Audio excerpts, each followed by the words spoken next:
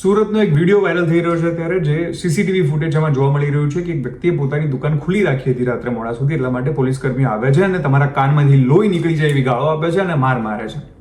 પ્રશ્ન એ સુરત પોલીસને છે, એ જેટલા પણ ત્યાં આગળ કહેવાતા ખાખીના રક્ષકો, આપણા રક્ષકો હતા એમને છે કે તમારા પપ્પાને આવીને કોઈ આવી ગાળો આપી જાય અને માર મારી જાય તો તમે શું કરો? તો તમે જેને માર્યો છે, તમે જેને ગાળો આપી છે એ પણ કોઈનો બાપ હશે, કોઈનો ભાઈ હશે, કોઈનો દીકરો હશે.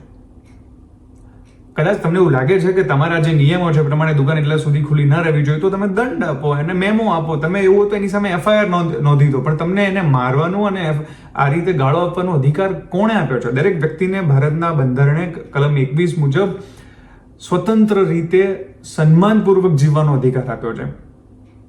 જો કે રાત્રે મોડા સુધી દુકાનો ખુલ્લી રાખવી કે ન રાખવી એ બાબતે પણ અલગ પ્રશ્નો છે, એના વિશે તો આપણે ફરી ક્યારેક વાત કરીશું.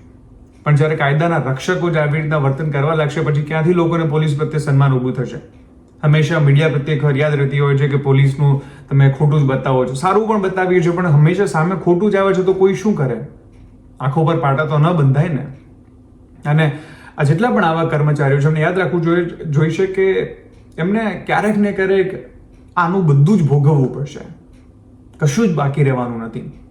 તમને એવું લાગતું હોય કે તમારી ઉપર કોઈ નથી તો કદાચ જે વ્યક્તિને માર માર્યો છે અને સુરતમાં જ રહે છે ગૃહમંત્રી, એના ઘરે જઈને કહેવું જોઈએ કે સાહેબ મારી સ્વતંત્રતાનું છું, મારા સન્માનપૂર્વક જીવનનું છું, મને માર માર્યો એનો જવાબ આપો તમે.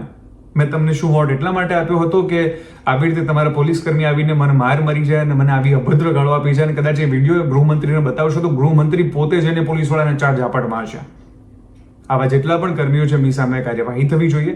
મોટા અધિકારીને જ્યારે પ્રશ્ન પત્રકારો પૂછ્યો ત્યારે એમણે કહ્યું કે દુકાન મોડા સુધી ખુલ્લી હતી, પણ એમણે એવું ન કહ્યું કે એ જેટલા પણ કર્મચારીઓ છે કોણ છે અને એને તાત્કાલિક સસ્પેન્ડ કરવા જોઈએ, ન કહ્યું. આઈપીએસ અધિકારીને પણ વિચારવું જોઈએ કે શું કોઈ તમારા પરિવારના વ્યક્તિને આવી રીતે ગાળો આપી જાય તો તમે સહન કરી લો?